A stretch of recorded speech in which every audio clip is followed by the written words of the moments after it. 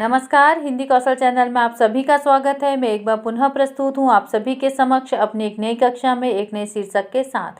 और आज की कक्षा में हम पढ़ने जा रहे हैं रीतिकालीन कवि देव का जीवन परिचय। तो आइए शुरू करते हैं आज की कक्षा, जिसका शीर्षक होगा देव का जीवन परिचय। हिंदी के ब्रज भाषा काव्य के अंतर्गत देव को महाकवि का गौरव प्राप्त था। देव का आविर्भाव हिंदी के रीतिकाल में हुआ था। कवि देव को रीतिकालीन कवियों में सम्मानपूर्ण स्थान प्राप्त था। प्रतिभा में देव बिहारी भूषण और मतीराम आदि समकालीन कवियों के समान ही सिद्ध माने जाते हैं।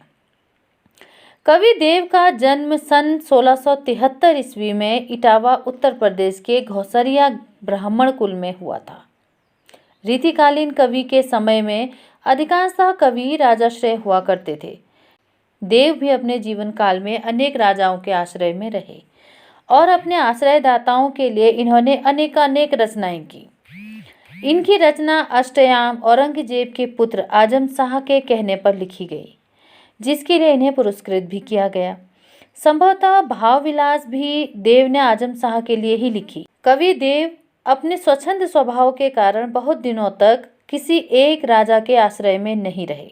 इसी कारण यही कारण था कि उन्होंने आजम शाह के आश्रय में भी रहना अस्वीकार कर दिया। देव के दूसरे आश्रयदाता दादतीपति राजा सीताराम के भतीजे भवानी दत्त वैश्य थे। ये मूलतः चरखी दादरी रेवाड़ी के रहने वाले थे। भवानी दत्त वैश्य के आश्रम में रहकर इन्होंने भवानी विलास नामक ग्रंथ लिखा। भवानी दत्त वैश्य के पश्चात देव के तीसरे आश्रयदाता कुशल सिंह थे। कुशल सिंह जी जो थे वे फफूंद के निवासी थे, फफूंद के रहने वाले थे। इनके लिए देव ने कुशल विलास नामक ग्रंथ लिखा। देव के वास्तविक और गुणग्राहक आश्रयदाता राजा भोगीलाल हुए थे, जिनके लिए इन्होंने रस विलास नामक ग्रंथ की रचना की। इनके संबंध में देव ने अपने रस विलास ग्रंथ में लिखा भी है कि भोगीलाल भूप लख पाखर लिवैया जिन लाखन खर्ची रुचि आखर खरीदे हैं। इसके बाद भी महाकवि देव कई अन्य राजाओं के आश्रय में रहे, जिसमें से दियोड़िया खेड़े के राव मर्दन सिंह के पुत्र राजा उद्योत सिंह वैश्य के लिए इन्होंने प्रेमचंद्रिका बनाई। सुजान सिंह के लिए इन्होंने सुजान विनोद लिखा। इसके उपरांत इनके अंतिम आश्रयदाता रहे पिहानी के राजा अली अकबर खां, जिनके लिए देव ने सुख सागर तरंग लिखी।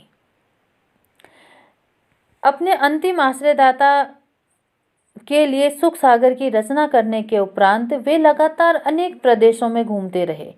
यह यात्रा अनुभव पर देव ने जाति विलास नामक ग्रंथ की रचना की।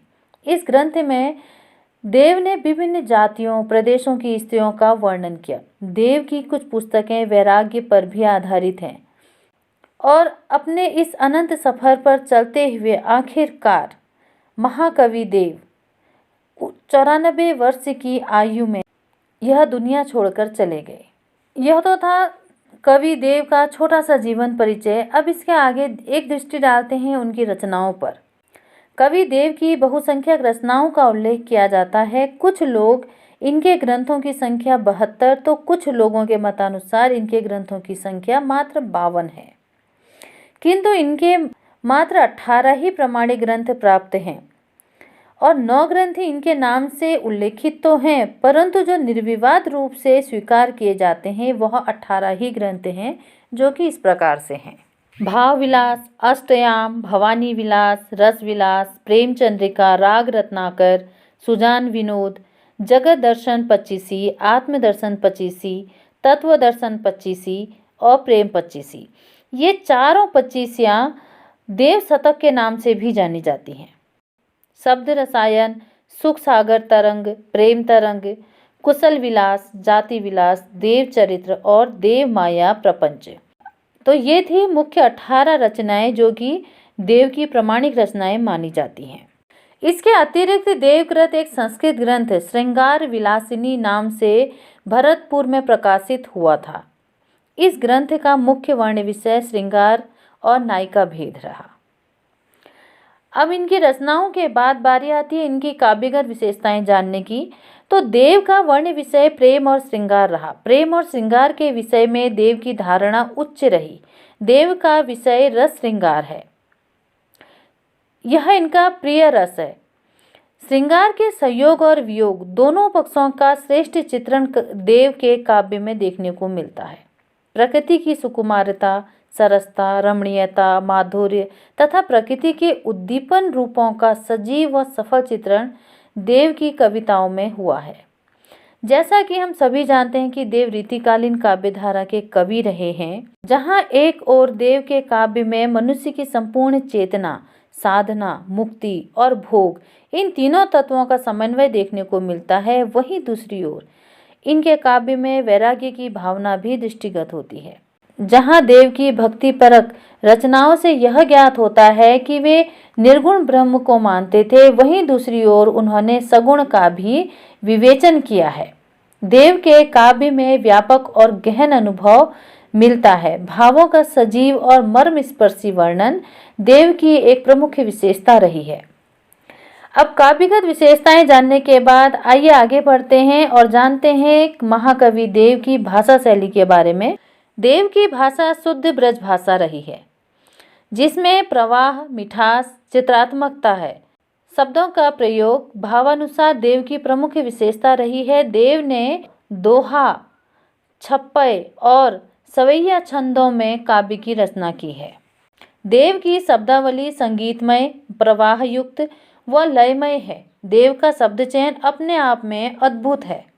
नायिका सौंदर्य, प्रकृति चित्रण, चरित्र चित्रण में देव को अप्रतिम सफलता प्राप्त हुई है। देव की भाषा कवित्व शक्ति और मौलिकता दोनों को साथ लेकर चलती है। भाषा में रसाद्रता, सरलता बहुत कम पाई जाती है। उनके काव्य में अनुप्रासात्मकता अधिक होने के कारण कभी कभी पद बोझिल से होने लगते हैं। तुकांत और अनुप्रास के लिए देव शब्दों को तोड़ मरोड़ कर लिखने में अधिक बल देते हैं, किंतु देव के जैसा अर्थ, सौष्ठव और नवोन्मेष अन्यत्र कम ही देखने को मिलता है। कवि देव ने अपनी काव्य रचना में सरस, परिष्कृत और परिमार्जित शैली का प्रयोग किया है।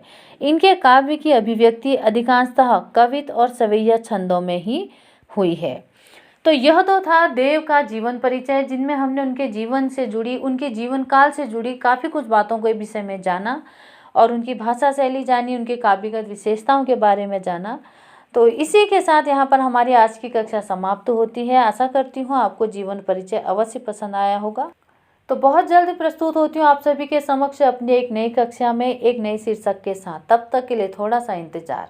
और एक बात कभी ना भूलें, मैं हमेशा कहती हूँ कि हिंदी हमारी राष्ट्रभाषा है, हिंदी भाषा पर गर्व करें। धन्यवाद।